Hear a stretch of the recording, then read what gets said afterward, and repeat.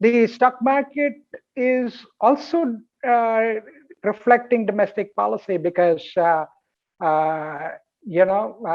if you look at the last few months, there were several months in which the FPI inflow was actually negative, and still our stock market was booming, which clearly reflecting that there is a lot of domestic money also in the market. You would also have seen that retail public holding of stocks is much higher than it used to be in the recent past. So clearly, it is. I think there's a case to be made that some of the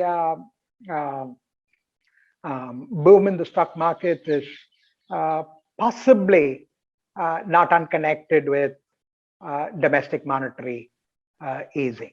And yes, real estate is also an area where after years of going nowhere, there is greater resilience in that market now. And I think it's pretty clear.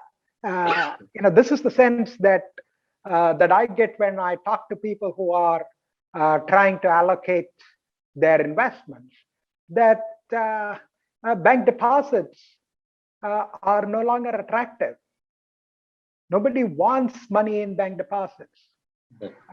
And if you decide not to put money in bank deposits, where is it going to go? It's going to go into stocks, it's going to go into real estate.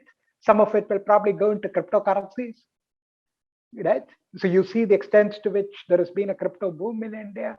So it is going into all kinds of assets, and there are there is a savings pool which is sort of saying anything other than bank deposits.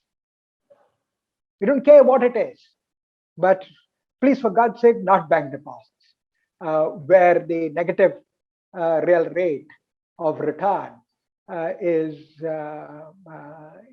people are finding that, totally unattractive. It's very difficult to say how long it would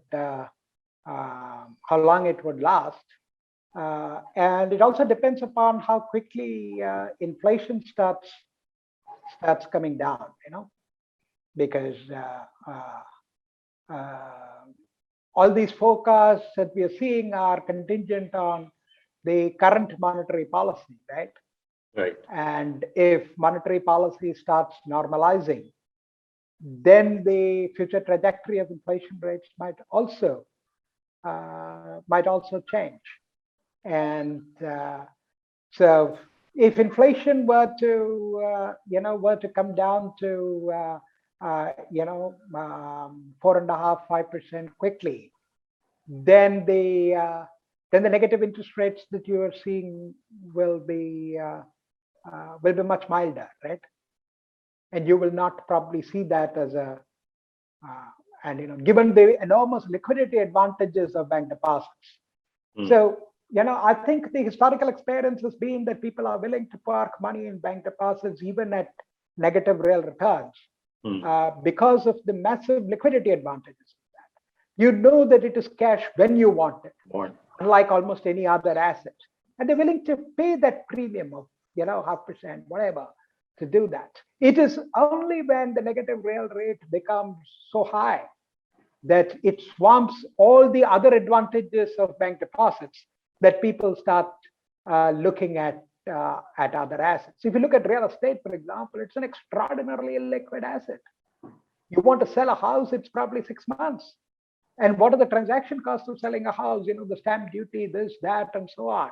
So given those disadvantages of many physical assets, you don't probably need a very high positive real interest rate on bank deposits. It's just that the negative real interest rate should not be as big as it is today.